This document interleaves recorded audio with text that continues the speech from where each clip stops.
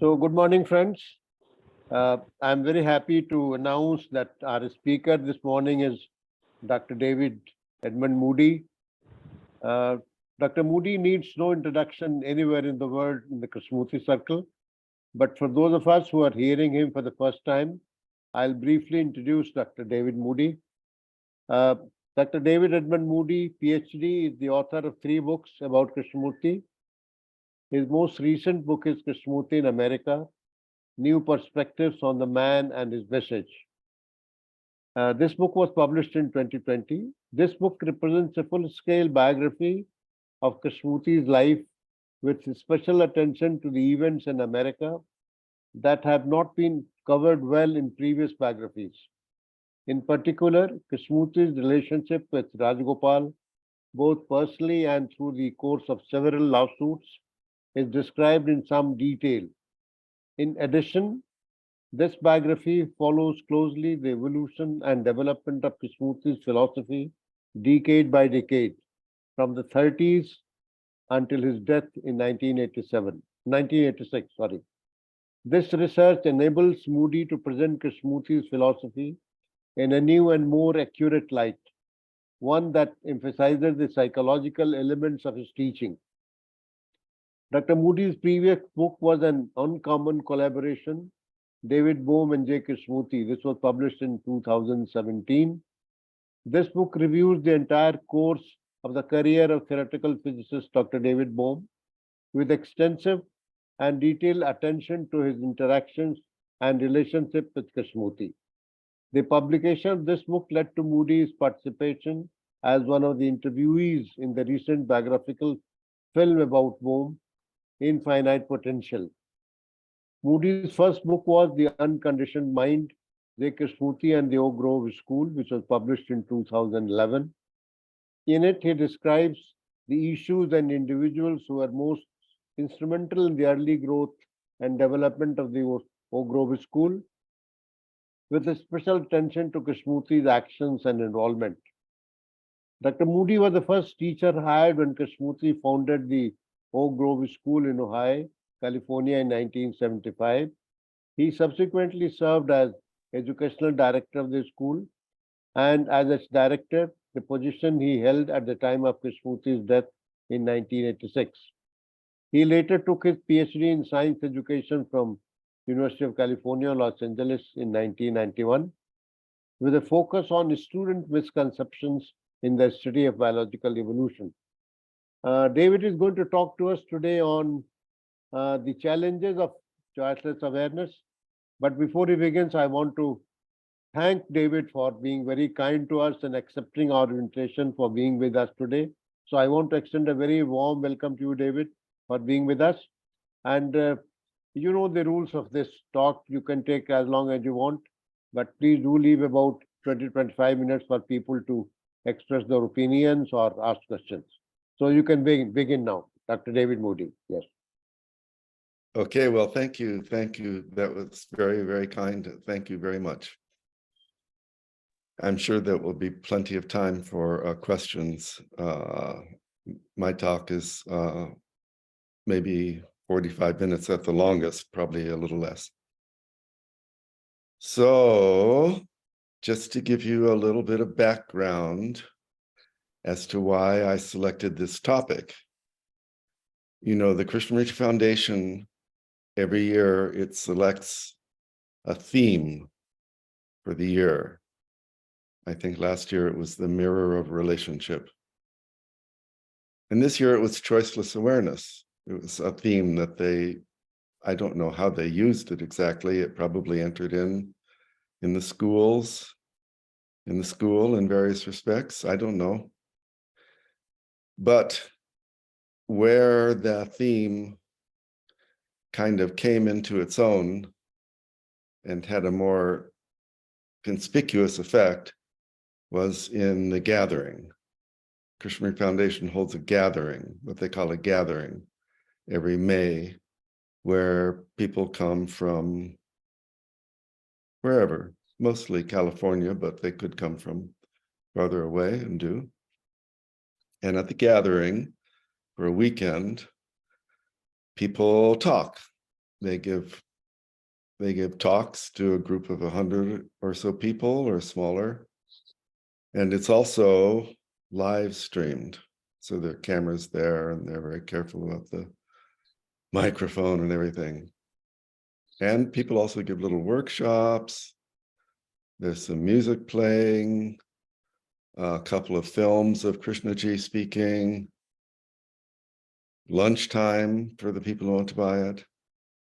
And that's the gathering where people come, and it's once a year. People who are not connected with the school or the foundation get to come and meet the people who are connected and hear what they have to say. So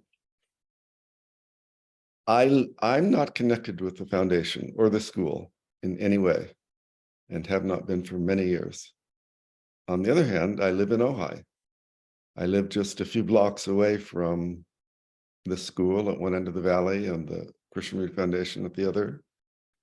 And I know a lot of the people, and for various reasons, I've been invited to give little talks at some of the gatherings. And this year, I knew the topic was choiceless awareness. And that was a topic that appealed to me. It's something I've studied because Krishnamurti has a study book on that topic, or not the Krishnamurti, but the Krishnamurti Foundations have made study books. You know, they made one on the observer and the observed. They made one on freedom. They made one on meditation and other topics. But they made one on choiceless awareness, and I've studied it considerably.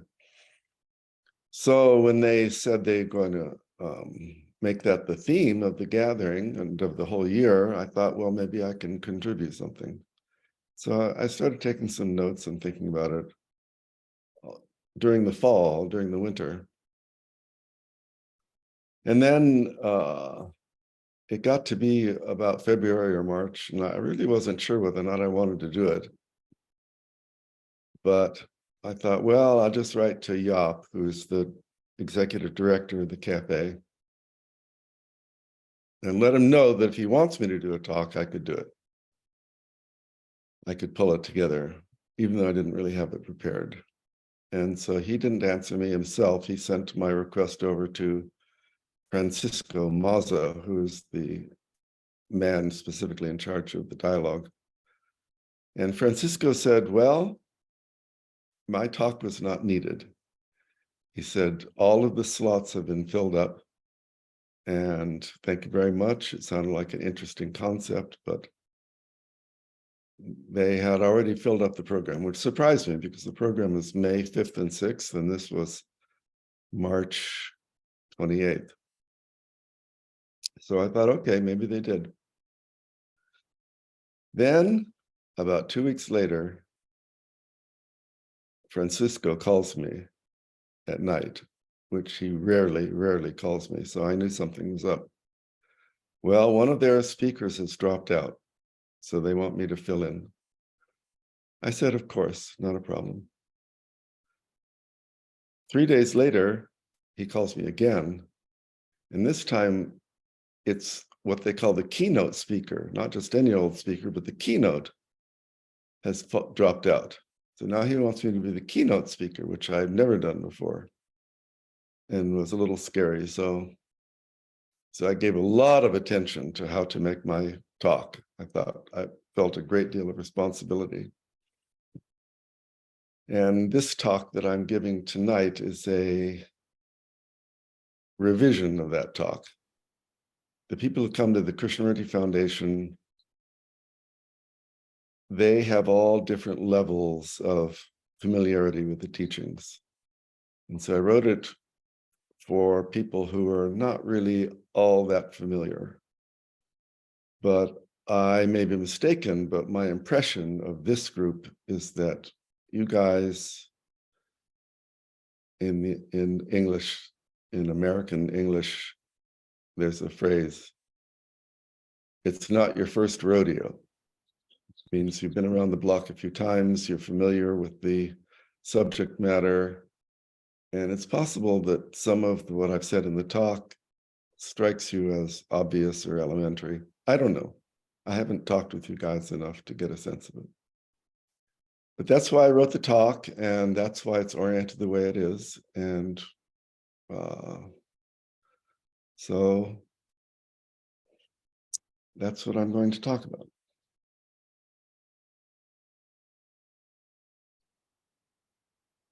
Now, I begin by saying that choiceless awareness is a phrase that is frequently used by Krishnamurti, and it's widely associated with his teachings.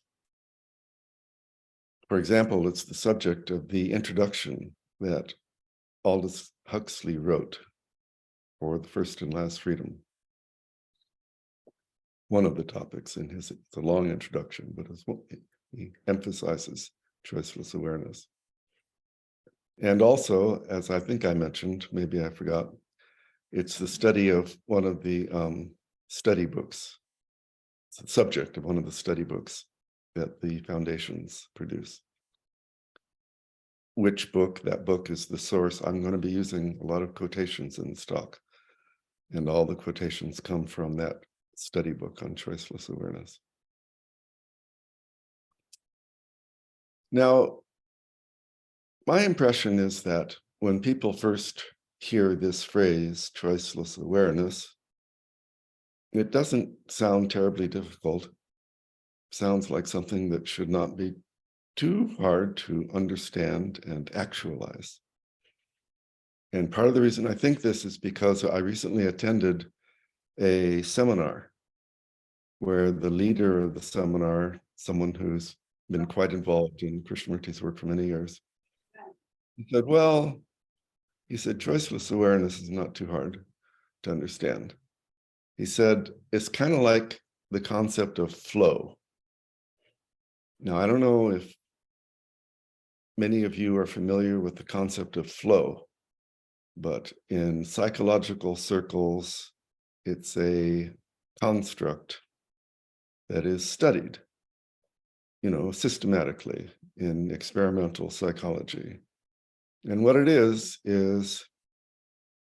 the idea is that some people, especially in certain professions like the arts and athletics, they get so engaged in their activity that they kind of forget about themselves and they become totally absorbed in the activity that they're engaged in. And it's a feeling, it's a pleasant, pleasurable feeling. It's one where there's this high degree of productivity and there's no internal conflict happening.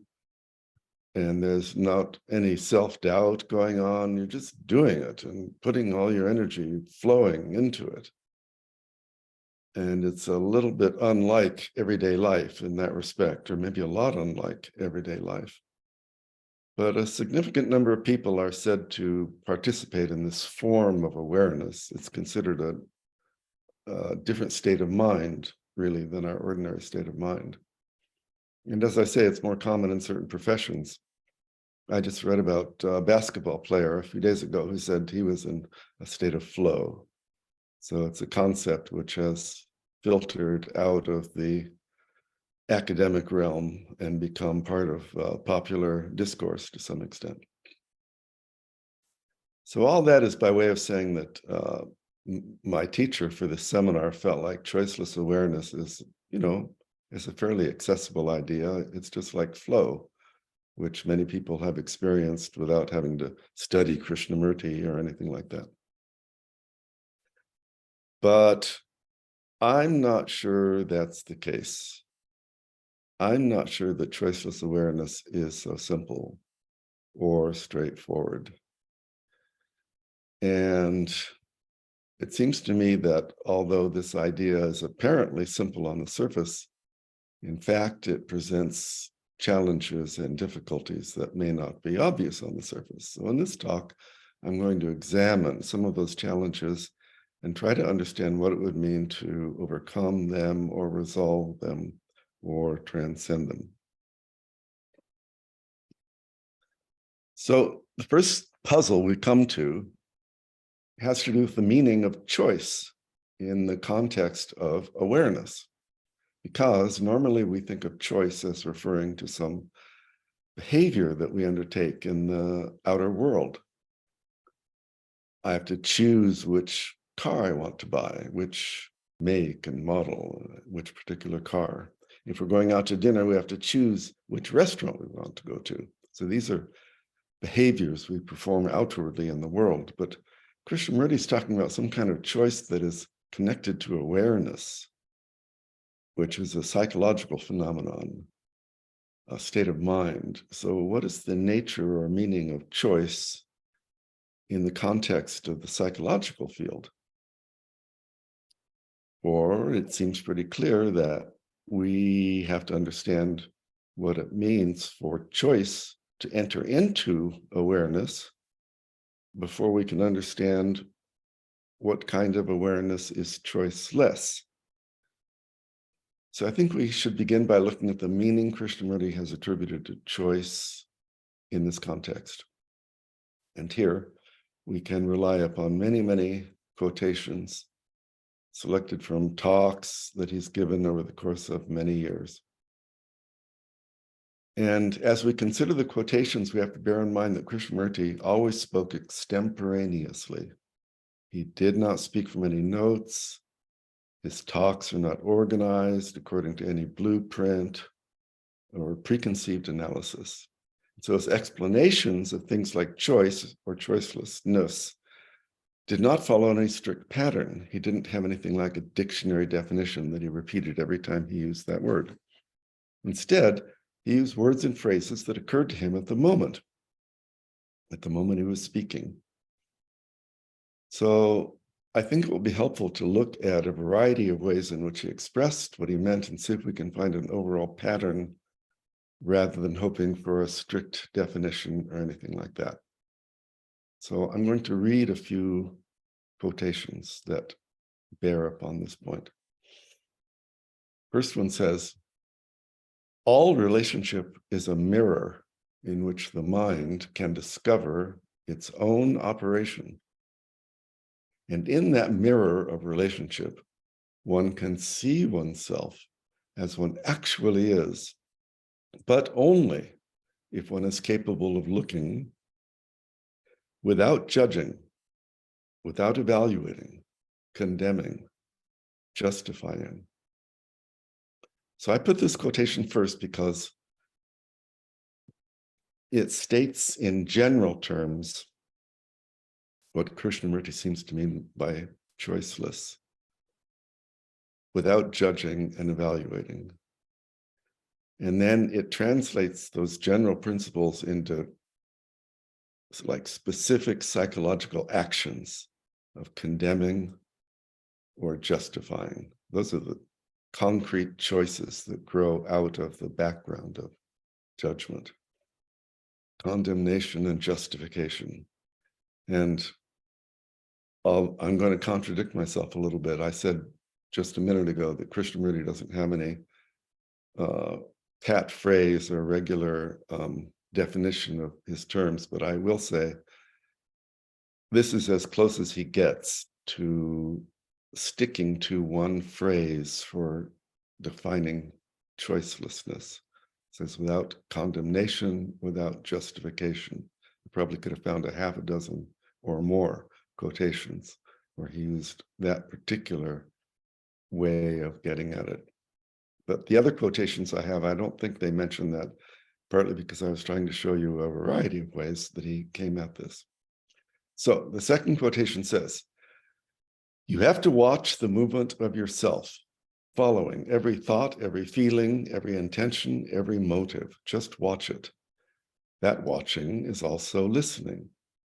It is being aware with your eyes, with your ears, with your insight of all the values human beings have created and by which you are conditioned. So I chose this quotation because in it, it seems to me Krishnamurti is painting with a very broad brush, being aware of all the values human beings have created. It's not just some of them.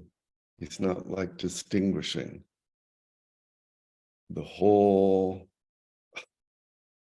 species, values that human beings have created, is up for grabs and questionable when it comes to choiceless awareness. So it seems. He doesn't quite say that outright, but I think that's clearly his meaning. Next quotation. Can I discover that I am greedy and be aware of my condemnation of greed? The very word greed is a condemnation, is it not? Now, I selected this quotation because the word condemnation, which he goes back to over and over again, sounds like a very, I don't know how to put it. It sounds like a very definite, emphatic, sort of heavy-handed thing, condemnation. But Krishnamurti doesn't use it that way. He's saying it could be something very, very subtle. The very word greed contains within it seeds of condemnation. If you're sensitive, you can sense it. It's like an overtone of the word. So condemnation, even though it sounds almost brutal, it can be actually something very, very subtle. Finally, the last quote I'm going to read in this section. Please look into yourself deeply, not according to Freud or anyone else, but actually. And to look at yourself, you must be free to look. If you say, this is right or this is wrong, this is good or this is bad, I must do this or I must not do this, then you are not free to look, to observe, to wander in this extraordinary field of consciousness. So I included this quotation as kind of summing up, because it gives a feeling of not just what not to do, but of what a kind of positive state of mind comes out of it. To wander in this extraordinary field of consciousness, but only if you are free to look. So from these quotations, it seems to me that choiceless awareness is primarily about inward psychological events, including thoughts, feelings, motivations, desires, as well as the actions that flow from these states of mind. It's an awareness in which I'm observing all of these things closely, but without any judgment of any of it. Now, it may not be at first glance obvious just how radical this proposal really is. We live in a social and cultural world in which the evaluation of ourselves and of one another is a pervasive feature of daily life. We are taught from the earliest age to think in terms of good and bad, right and wrong, positive and negative assessment of ourselves and of one another. These reactions often occur within ourselves very quickly, and they may be somewhat subtle, sometimes just an elusive sensation of approval or disapproval, like or dislike. But this is the fundamental way we navigate our relationships. It's really like the psychological ocean in which we swim. So when Krishnamurti suggests that we observe ourselves without any of this coming into play, he's asking us to put aside a lifetime of acquired values and assessments. And I don't think this is something we can do just by deciding we would like to do it. These reactions occur of their own accord. Sometimes they are contained in our thoughts. Sometimes they're too quick for thought. They're built into the structure of the nervous system from an early age, and they don't simply disappear just because somebody suggests they might be unnecessary or dysfunctional.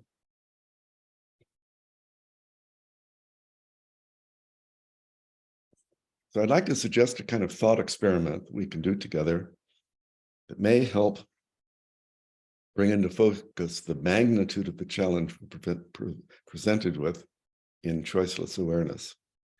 So let me suggest that we think of a series of observations, beginning with something far distant from ourselves and coming step by step closer. We might begin by thinking of another species altogether, perhaps a dolphin or even a dinosaur. I think we could imagine watching the behavior of a dolphin or a dinosaur with very little sense of condemnation or justification entering into our observation. In the case of a creature so distant from ourselves, we can watch almost everything it does without judging it as good or bad, right or wrong. It's just the behavior of that species. We might find it interesting. We might like to understand it. We might enjoy simply watching it, but the impulse to condemn or justify any particular action or behavior is probably very much diminished or absent altogether. But coming one step closer to ourselves, now think of a human being far removed from our everyday life, someone who lives in a completely different culture, very distant from us in time and place. In fact, imagine someone living before civilization even began, maybe someone in a tribe 30 or 40,000 years ago. Now, if we could somehow magically observe someone like that going about their daily life, we might be able to put aside our customary mode of value evaluation. Even if that person did something strange or embarrassing to us, we might be able to observe it objectively, dispassionately, without feelings of approval or disapproval. Or maybe not. Even with someone so far removed from ourselves, it might be difficult to observe any human being without our ingrained sense of judgment being evoked by what we observe. Then take it a step closer. Imagine someone who lives within the borders of our own country, our own culture, our own time and place. I think you can see that now we've crossed over into a place where the apparatus of our judgments and evaluations almost inevitably comes into play. If that person were to do something unethical or irresponsible, or even simply something outside the bounds of fashion or manners, we would probably be quick to impose our sense of right and wrong, good and bad, like and dislike. We can continue this experiment by thinking of people closer and closer to ourselves. Someone in our own work environment, or a neighbor, or someone prominent in our community. Then consider someone in your own family, how you tend to criticize or defend your uncle, or your cousin, or your brother, or your mother, or your own child. And finally, of course, we come to the very center of our social and psychological world, ourselves, how we react or respond with positive or negative judgments to our own thoughts and feelings and motives and behavior. And here I think you will see that the impulse to defend, to explain, or to criticize ourselves, now this whole network of condemnation or justification is almost irresistible. So choiceless awareness means somehow putting all of that aside. It means looking at ourselves with the same sense of objectivity and dispassion that we started with when we imagined observing a dolphin or a dinosaur. It really represents a revolution in the way we think about things and react during the course of our daily life. So this is the first thing to understand about choiceless awareness. It is an entirely new way or mode of self-observation. It's not merely a kind of awareness that leads to or precipitates psychological change. In itself, it already represents a profoundly different way of going about our daily life. And with that understanding in mind, the next question that arises must be something like this. If choiceless awareness consists of such a major change, why exactly would we want to engage in it? Ordinarily, if someone proposes a significant alteration in our way of thinking, it comes along with a good reason or incentive or motivation. So I think it's fair to ask, what is the incentive or motivation that Krishnamurti is offering in this case?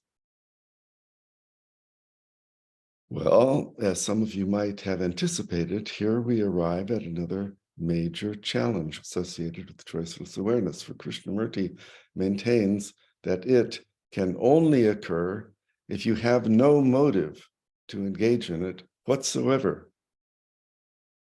In other words, any motive in itself represents a kind of choice, and therefore a denial of the essential meaning of choicelessness.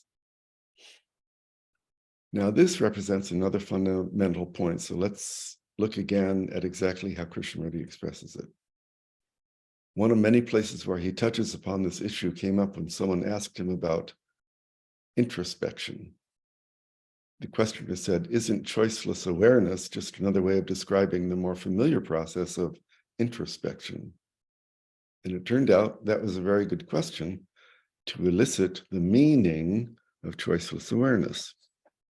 Because you might think that Krishnamurti would see or acknowledge certain similarities between choiceless awareness and introspection. But no, he does not. In fact, he goes on at length, 2 or 3 pages, explaining the differences between the two. And one of the differences, perhaps the main one, has to do with the very issue we're discussing, which is whether we are looking at ourselves with a motive, seeking some kind of result. So let me read you a few quotations. They all come from the same answer to that person who asked the same question. Kay begins by saying, you introspect in order to become something. Otherwise, you would not indulge in introspection.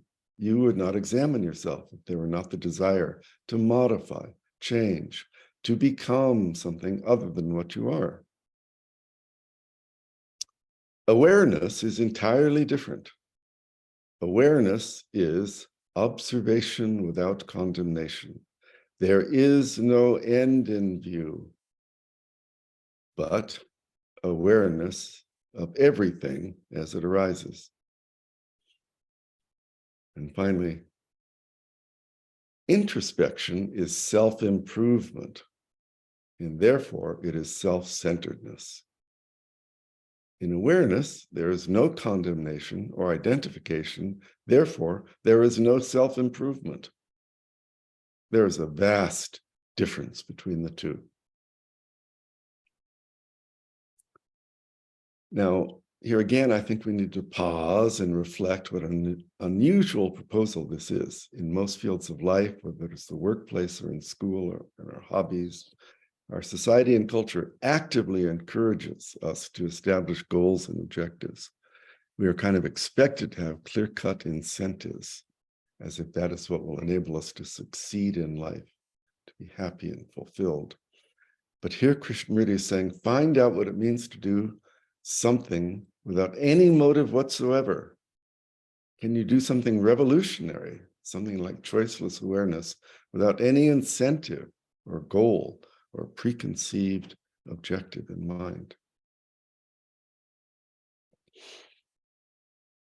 Now, the suggestion to act without a motive brings another issue into focus. If there's no particular goal or objective to be achieved, what is the point of choiceless awareness? Why bother with it? Especially if it represents such a major change, why engage in it if it isn't going to get us anywhere? This is really a most crucial issue. Choiceless awareness is not an exercise in becoming someone better than what we are. It won't help us get into heaven. The point of choiceless awareness is entirely different, and it is very simple. It is the state of mind that is necessary in order to see clearly. According to Krishnamurti, whenever we allow condemnation or justification to enter into our observation, it has the effect of distorting whatever we are observing. It is a source of interference with clear perception. So we engage in choiceless awareness, not in order to arrive at some destination or to improve ourselves, but simply in order to see without the distortion introduced by judgment of what we are seeing. Now, you may say that seeing itself represents a kind of motive, but there can be an action that you do for its own sake, not for the sake of where it will get you or what you will achieve. In educational circles, this is called intrinsic motivation, in contrast to the extrinsic motivation of wanting good grades or trying to be first in your class or to win some sort of prize. This is what real learning is all about. It is the intrinsic joy of discovery, where the means and the end are one and the same.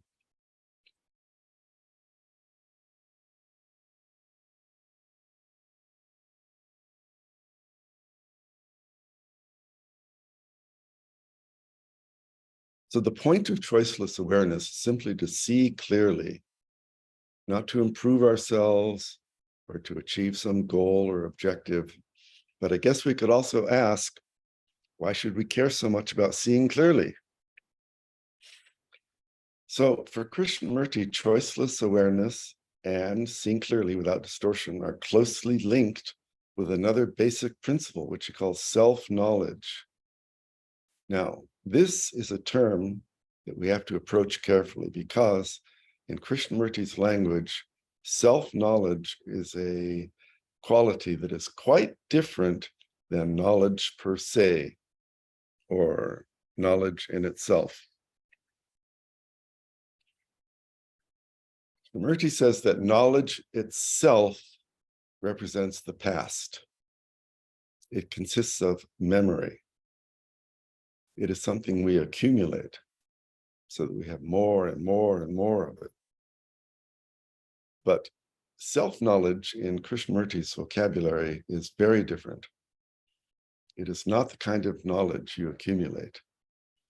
It doesn't consist of memory. Here is how he describes self-knowledge. Self-knowledge is not a thing to be bought in books, nor is it the outcome of a long, painful practice and discipline, but it is awareness from moment to moment of every thought and feeling as it arises in relationship. And here is how Krishnamurti explains the necessity for this kind of awareness. The necessity of understanding ourselves is perceived only when we see that without self-knowledge, there can be no basis for thought, for action, for feeling. But self-knowledge is not the outcome of the desire to achieve an end. I'm going to read this one again because it goes right to the essence. The necessity of understanding ourselves is perceived only when we see that without self-knowledge, there can be no basis for thought, for action, for feeling. But self-knowledge is not the outcome of the desire to achieve an end. Okay, here's a third quotation. It's a little longer. It's not quite to the point. Well, I take that back. At the very end of it, it does come to the point. It comes directly to the point, but in a different way. So here it goes. You work a great deal when you go to the office. You have to work to earn your livelihood or to do anything else in life. Now, there's a different way of working, which is to inquire into ourselves and to know exactly what is going on within the field of the mind, not in order to gain some award, some reward, but for the very simple reason that there can obviously be no end to misery in the world as long as the mind does not understand itself. For the very simple reason that there can obviously be no end to misery in the world as long as the mind does not understand itself. So, I hope that now we have arrived at a pretty picture of what Krishnamurti means by choiceless awareness. The first point is he's referring mainly to how we observe ourselves, our own states of mind, and the behavior that follows. The second point is what he means by choiceless. It is to observe without evaluation, either negative or positive. That is what is called objectivity, or observing dispassionately. Third point is, it is an awareness that occurs without any motive. It's not designed to achieve some purpose other than the sheer clarity of awareness itself. And if you ask, what is the point of it if it is not going to accomplish some objective? Krishnamurti says, you simply have no basis, no foundation for doing anything unless you begin with a clear, undistorted understanding of yourself. So now let's say we have come to the point where we have a rough idea of the meaning of choiceless awareness, and we begin to see the reasonableness of it, the validity of it. And then what happens next? How do we set about engaging in or participating in that form of awareness? Well, speaking from experience, I can tell you the first thing, or at least one of the things, that will happen if you take an interest in choiceless awareness and want to participate in it. You'll probably see that you're making a deliberate attempt, a psychological effort to engage in it. In other words, you've formed an idea of what choiceless awareness is, and you try to bring your own state of mind into conformity with that idea. But this kind of effort, this deliberate psychological activity, is already not what is meant by choiceless awareness. The very forming of an idea and the attempt to conform to that idea is itself a kind of choice. So the effort to engage in choiceless awareness is self-defeating. Now I quote, does not effort mean a struggle to change what is into what it is not? So effort is non-awareness, and awareness is non-effort. Distortion exists whenever there is effort. Similarly, another quotation, action based on an idea is obviously the action of choice. So, choiceless awareness is not an activity that you can choose to engage in. This represents a fundamental fact, a basic reality that you're likely to run into over and over again.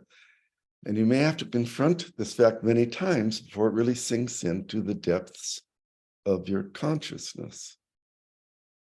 Choiceless awareness is not an activity that you can choose to engage in. So what is the meaning of it? What are we supposed to do with it? How does it enter into us or affect us in any way? Well, one way that choiceless awareness may affect us is simply as a kind of byproduct or indirect result of our study of it. Simply by bringing attention to this issue, you may begin to notice all the ways in which your awareness is not choiceless. So the study of choiceless awareness may not at first precipitate choicelessness. Instead, what it precipitates is the discovery that your awareness is not choiceless. But this is an important discovery. It is the beginning of what Krishnamurti calls self-knowledge, which is awareness of the ways that the self actually operates from moment to moment in daily life. So I don't think choiceless awareness is something that you can deliberately set out to do, but it is something you can study, learn about. You cannot perform it, but you can watch to see whether or not it is occurring. And if it is not, you can see the implications of that fact. Suppose you find yourself embarrassed about something you've done, feeling foolish, or being angry with yourself. All those are forms of what Krishnamurti calls condemnation. So you've discovered that your awareness is not choiceless. Then, can you see how those reactions distort your observation of the actual thing that you've done?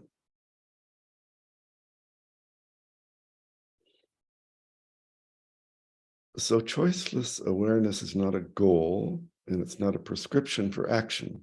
It is more like a doorway into understanding your own psychological structure and dynamics. It's kind of like a puzzle, and as you contemplate the meaning of the puzzle, you may find yourself catching glimpses of what that state of mind is actually like. So, choiceless awareness is an avenue for exploration. If you approach it as an inquiry, not so much to implement it, but to discover what it means, then, like a deep mine in the earth, it will begin to reveal its riches to you.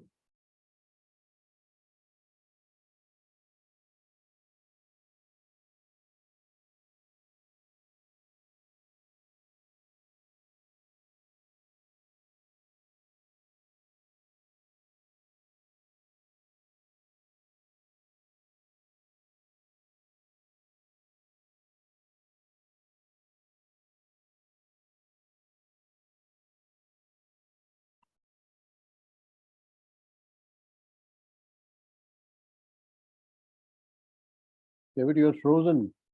There's no sound.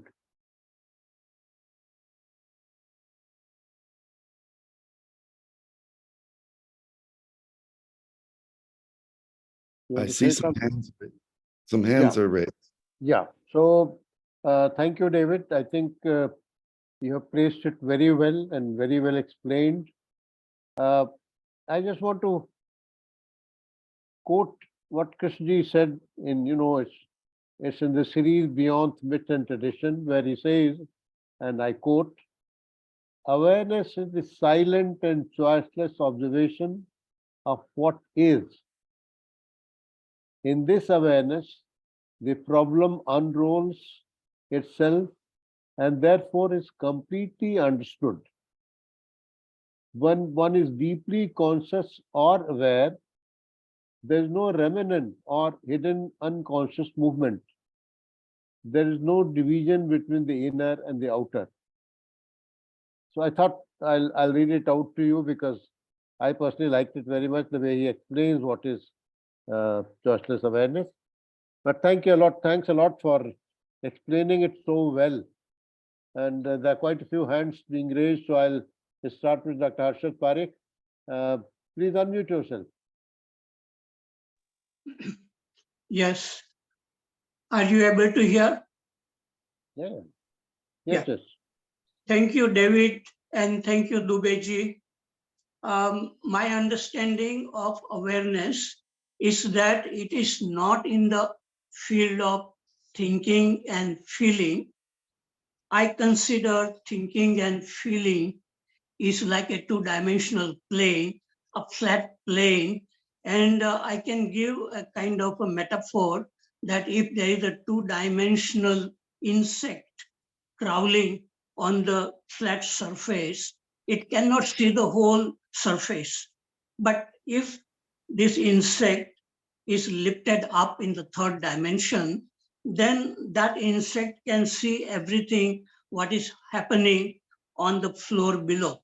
So similarly, our life is mostly lived in thinking and feeling, and as long as we are in that plane, we cannot see the whole of thinking and feeling, and then there is a lot of conflict and many problems exist in our life if we are only in the plane of thinking and feeling. But when by looking inward curiously at our own self, it may happen, is a byproduct, a new dimension comes into our life, and then we can see clearly whatever thoughts and feelings are unfolding within our mind. And so in this, there is no effort involved. There is initially, there is a curiosity to look inward, to find the how our thoughts are moving. In that curiosity, a byproduct may happen in some human being that one can begin to see clearly how thoughts and feelings are coming without any judgment, without any condemnation, without any justification, seeing thoughts and feelings as they are unfolding. So I can give another metaphor. Is like a cat and a rat. A cat looks at the rat, and the rat runs for its life and finds a hole and goes in the hole, and the cat is waiting outside. The moment the rat comes out from the hole, the cat jumps on it. So the cat represents that kind of awareness, and the rat represents a thought. And this dimension of awareness, though we may be talking, many people say that I am aware that smoking can lead to cancer. But if a person is not free from smoking, then it is not awareness, because awareness is something which really makes us free from the habitual mechanical way of living. It is like a new dimension comes into our existence when this awareness is awakened. So I would give one more metaphor, that many people walking in a dark room and they were colliding with each other because it was darkness. But when the light came in that room, then the people moved in a very harmonious way. So when this awareness comes in our life, when it is ignited within our mind, then our thoughts and feelings, they move in a very harmonious way. They don't go round and round creating more and more thoughts, but our thinking happens in a very orderly way, and we can avoid a lot of problems which we create when there is this no awareness. But when this awareness is there, we can even see if the anger is coming. One can directly see it, and that seeing becomes the action. So this awareness, choiceless awareness, is an intelligence which solves all our psychological problems which we create for ourselves. So I have said enough thing right now. Thank you very much. Thank you, Dr. Parekh. Thank you. Should we go to the next question, David, now?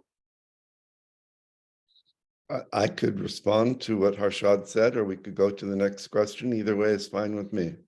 No, I mean, we'll go as per your view. If you want to respond, I think it will be a good idea to respond before we go to the next question. Would you like to? Well, my only response is this. I'll try to keep it brief. First of all, I'm not at all sure that I understood the full picture that Harshad was trying to paint. And so I'm left with a puzzle, and I'm not sure if it's a real puzzle or it's an artifact of the fact that I don't understand him fully. But here's the puzzle. As I understand Harshad, he's saying there is thought and feeling on one side, and there is awareness on the other side. And when the awareness is operating, some good things can take place. But the thing that as I hear him, insofar as I hear Harshad, and it may be incomplete, what he seems to be missing is the crucial activity of awareness of thought and feeling. It's not just there's thought and feeling, and then there's awareness, and awareness can go and do good things. There has to be awareness of the thought and the feeling. That is what Krishnamurti is talking about, that needs to take place in order to bring thought and feeling into order. Thank you. Thank you, David. Yes, Mr. Dinesh Waghmare, we'll hear the other questions, then we'll come back to Harshad Parekh. Please unmute.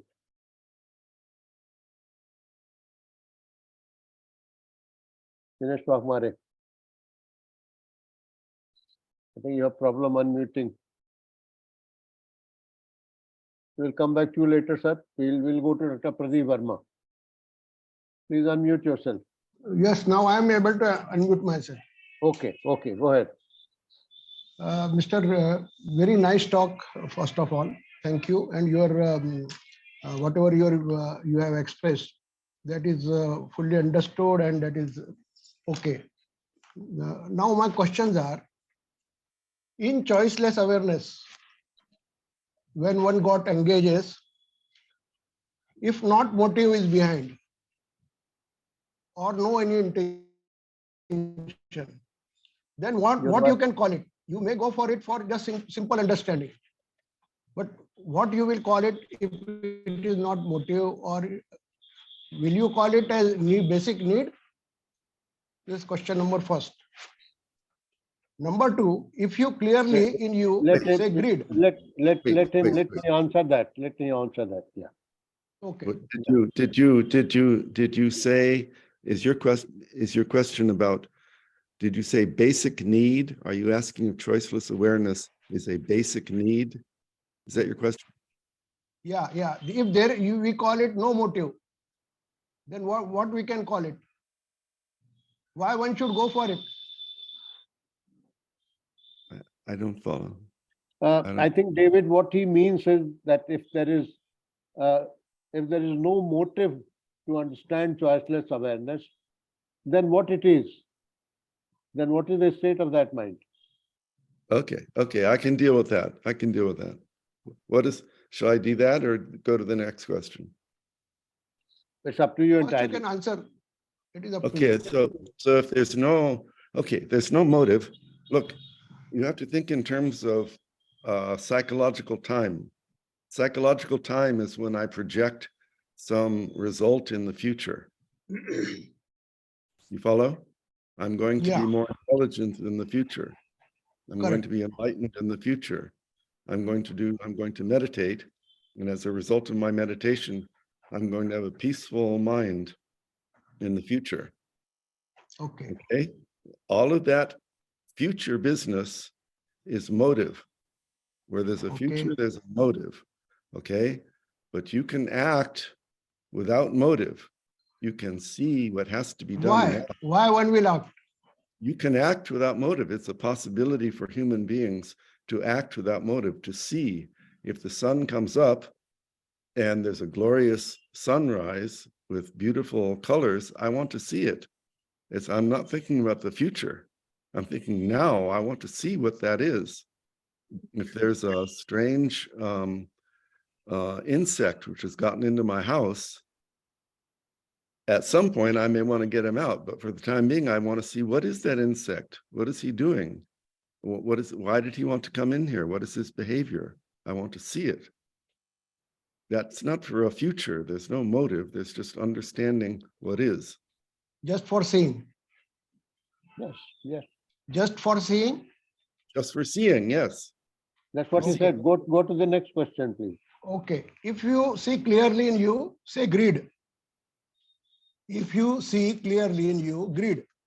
Yes.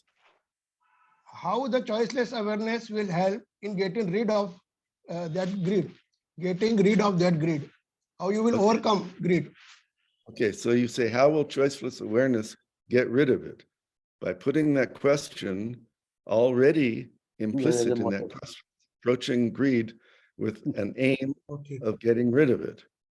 In choiceless awareness, you don't approach greed with the aim or the intention, oh, by being choiceless aware, I'll be able to get rid of that greed. That's not the state of mind you go to it. You go to it with the state of mind, I want to understand greed. That greed is me. I want to understand that. I can't do anything unless I understand what is happening with that greed, which is me. And Krishnamurti says that out of that observation, which has no end in view, which is not intended to do anything about the greed, the observation, nevertheless, will do something about the greed. He says that. Now you have to test that and find out if it's true, but that's what he maintains. Thank you. Thank you, Next David. question. So next question. Please, let's Only go. one question, sir. Last question. No, let's go to other people. I think there are 4 people waiting, so just wait. Yes, Dr. Pradeep Verma. Yes, sir. Am I audible? Yes, you are. Yes, okay. Thank you, David. Thank you, Harshad. I think you have covered most of the things. And the topic is the challenge of choiceless awareness. Yeah. What is challenge and who is challenged, right? This who must be the self that feels the heat of the moment and cognizes it as a challenge. Challenges are always new, and challenged is the old one. The more obsessed we are with the continuity and the past, the more challenges knock at our doors, self-enclosed doors. Whenever I feel challenged, I can be almost sure that self in me is working and challenged. The choices as thought and experience, whether fulfilled or not, are so close to our heart. The very thought of choicelessness is an impossibility. This could be the first challenge to choicelessness. If I am aware of myself, there are so many moments daily when we see things as they are. But immediately after that, thinking in terms of the utilization, when awareness is choiceless, we can see what choices are doing in me. Why we are not aware of our choiceless awareness. Then the first challenge is the word choiceless awareness itself. You see, awareness is not, now I'll quote what you have also quoted earlier. Awareness is not self-improvement. On the contrary, it is ending of the self, of the I, with all its peculiar idiosyncrasies, memories, demands, and pursuits. So this is, of course, you have also referred to this thing. Now, when someone poses awareness as choice, now, awareness is as good as choiceless. In fact, now when someone poses awareness as choiceless awareness, the very conception of such a situation creates a feeling, a condition, as if that state is depriving us of our choices. I see there's 4 more questions here. Can we Please, sir, I'm- please. Welcome, Yeah. welcome. Yeah, let's go to the other questions. Yes. Yeah, Arunji, please unmute yourself, Mr. Arun Partha. Hello, good morning, everyone. Dr. Moody, I have one question for you. That is like, is there any subtle difference between this awareness and choiceless awareness? Because I somehow feel that the awareness goes through different stages. Then you reach a particular point of choiceless awareness. It transcends itself. Is it something like that? Because if you look at it, even I mean, K compares it to the flowering, a particular thought comes in, and then there are different stages of a flower. So awareness also, does it go through different stages and then you reach a point of choiceless awareness? That's my question, sir. Thank you.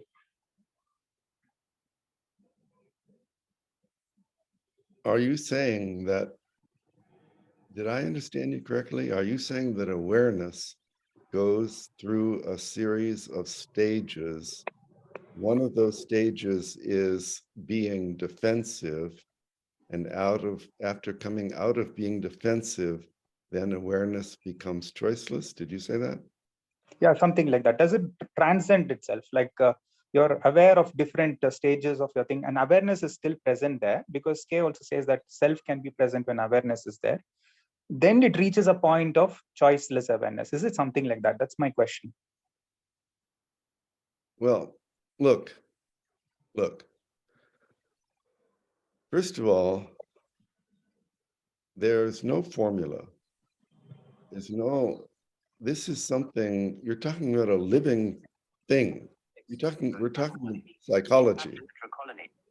Service lane, Patna 800,000. We're talking psychology. We're talking about the very, very fluid workings of the human mind. And the human mind works in a very, very fluid, dynamic,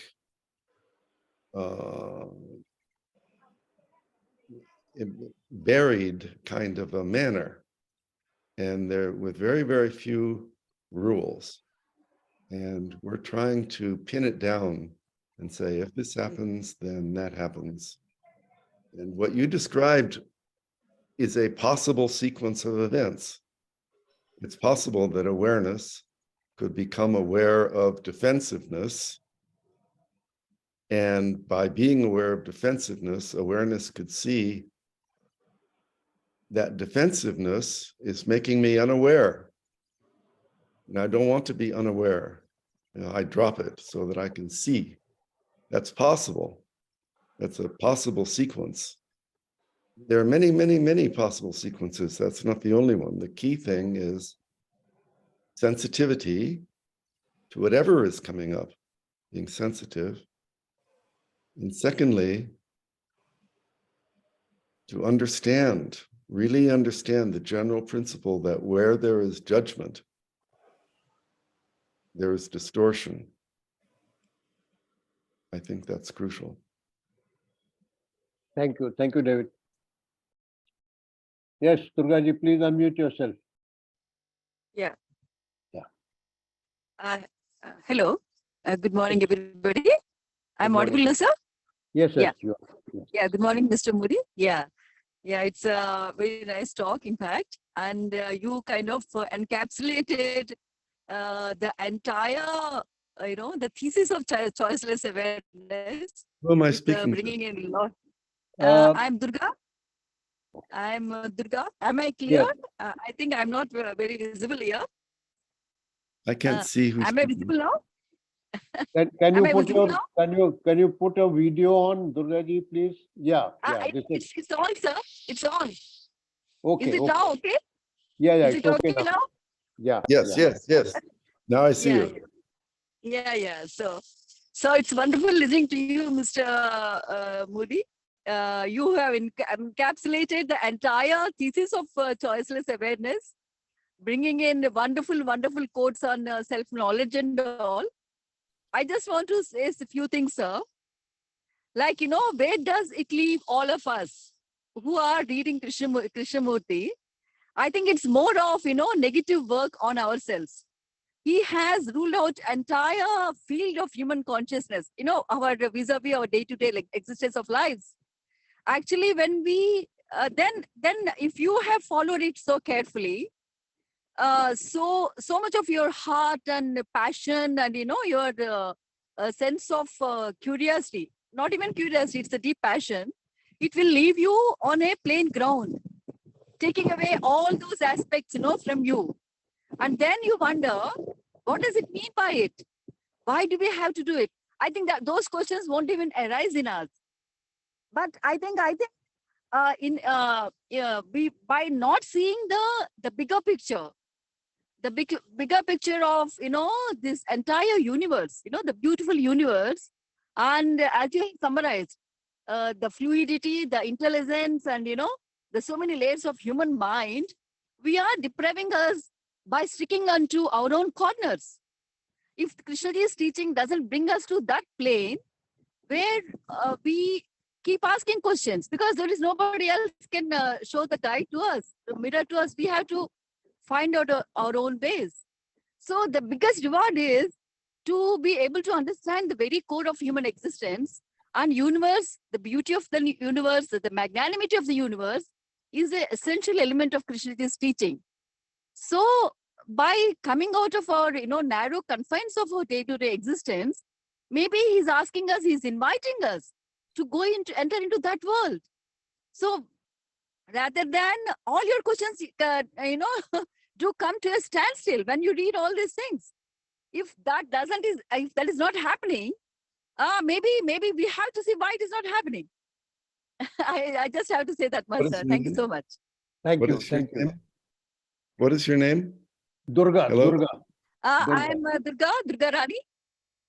Okay. Durga. I did not understand your question, but I understand that you. No, there's no question, sir. There's no question.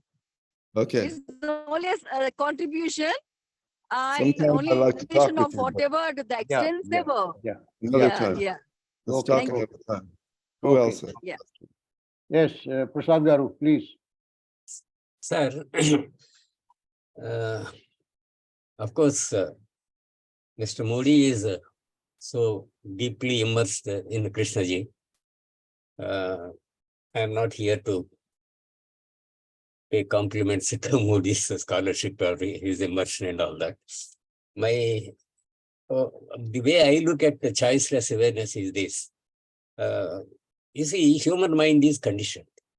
It is closed with so many things, with the belief, with the ideology, with the desire, with the fear. With so many things, it is closed. And it is conditioned. So how to break this conditioning? Any formula devised to break this conditioning will add to that conditioning or will create a novel conditioning. So the only way we can decondition ourselves is through choiceless awareness. And is it so difficult?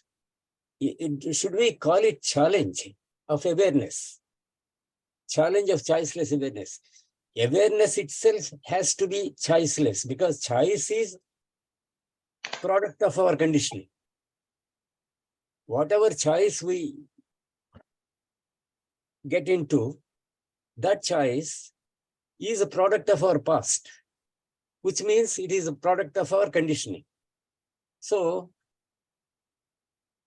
awareness with the choice has no meaning at all.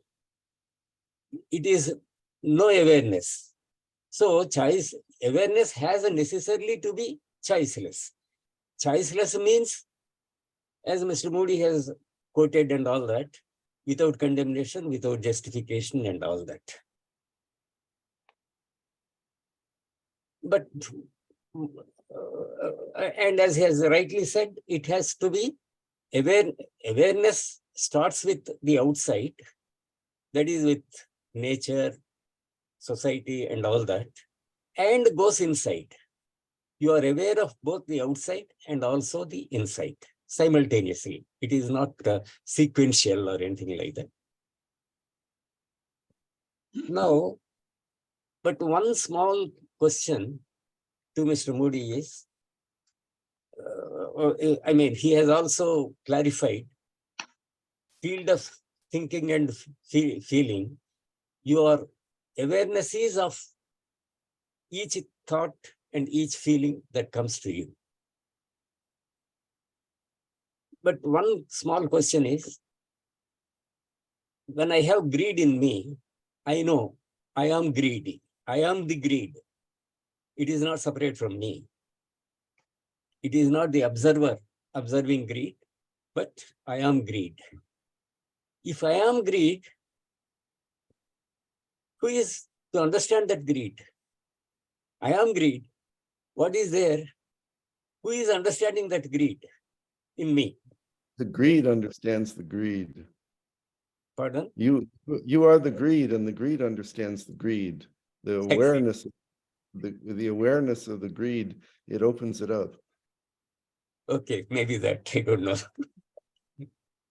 I'm not, I mean, that is what we have been doing actually, because I don't go in further into it. Thank you, sir. All right. Who's next? Who's next? Dinesh? May I say something? Yes. Yes. What I would like to say is that thoughts and feelings, they have some content. There is a language, words, memories, but awareness is quite different. Awareness has no content. In that, there is no sense of I or me. It is just seeing. So when we see a tree without the image, that is a pure awareness. In that, there is no word, nothing. It's a clear seeing the tree as it is without the knowledge which we have gathered. So similarly, this awareness is that kind of intelligence which can see thoughts and feelings as they are and as they are unfolding moment by moment. So that awareness dissolves all the problems which are created by thinking and feeling. And these problems come into existence only when there is no awareness. When there is awareness, it can see the anger arising and the anger goes away by itself. There is no effort involved in this freedom. So awareness is a freedom to see clearly. And in that, there is no sense of self. But thoughts and feelings, they are like on the flat surface, and awareness is looking from the top, looking at thoughts and feelings clearly. So this is what I mean. This is my way of understanding it. So, okay, thank you. Okay, shall we listen to Dinesh? Dinesh? Or Rajasekar? Yeah, Pradeep? sir, I'm having one question. When we say challenges of choiceless awareness, means there is effort involved automatically. When I see greed in seeing, no effort is required. When I see greed, there is no effort. But to involvement of any action, because of choiceless awareness, effort is involved or not? Because greed in itself is a disturbance in me. So effort is automatically involved. You yourself say challenges of choiceless awareness. When we say challenges, it automatically means effort, isn't it? That is. I don't know. No, a challenge. Krishnamurti says a challenge is something thrown at you. A challenge is something thrown at you. Something that is thrown at you, it doesn't take an effort necessarily to deal with it. Effort, as Kay says, effort is changing what is into what it is not. When something is thrown at you, you respond. That's not changing what is into what it is not. So there's an action. There's an action, which is not effort, but which responds to a challenge.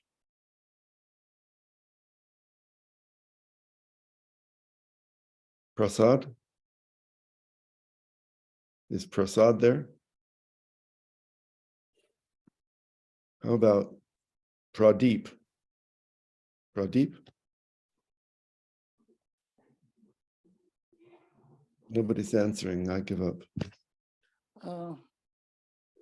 Hi, I'm Rajasekar. Yes. I would like to ask a question like this self-knowledge. I mean, this choiceless awareness.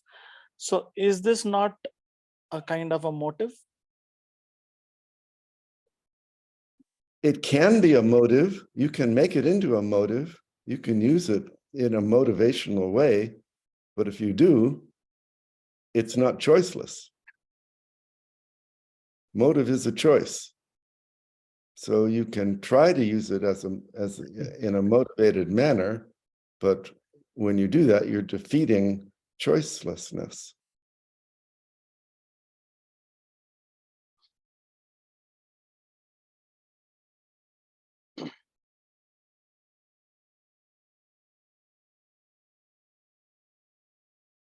So can I go ahead? Dubey, please unmute yourself. Yes, Pradeep ji, please. Yes, just a small thing. Prasad Mulupuri ji, he talked about there is no question of choice, awareness of choice. For me, awareness of choices in me is very important. What that choice has done to me is possible to be revealed only in awareness. Even my choices have to be revealed. So awareness per se has no meaning because it is something to see clearly, something in me, around me, or whatever it is. And JK talked about self-knowledge is possible in awareness.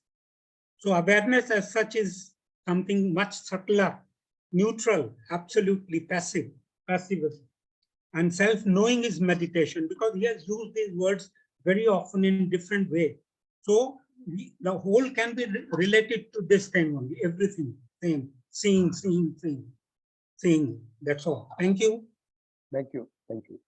Yes, Mr. Prasad. Hello. Namaste to everyone. So I just want to summarize my understanding here.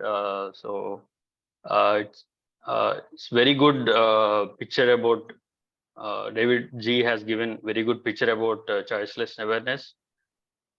So two things I understand is like it must be a playful thing. You have to approach it with a kind of playfulness that there is no motive and there is no result. So that is one thing, and another thing is which I found out for myself, and it is beginning with freedom, not for freedom, but beginning with freedom. But the question is, can that happen? Is it really happen? Can that really happen? What are the obstacles to begin with freedom? That is my question to David G. Thank you. David, please unmute yourself. Unmute.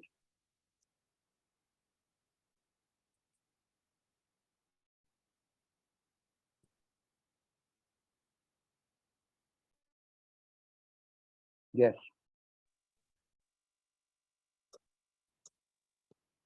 You may approach choiceless awareness, and you may not enter into choicelessness. The right approach to choiceless awareness is it's not a goal. It's not a prescription for your action. It's an avenue. It's a form of inquiry. It's a thing to study.